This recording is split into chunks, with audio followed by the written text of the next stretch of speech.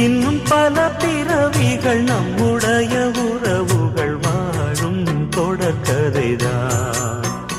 உந்தன் தேசம் வளர்த்திரைதான்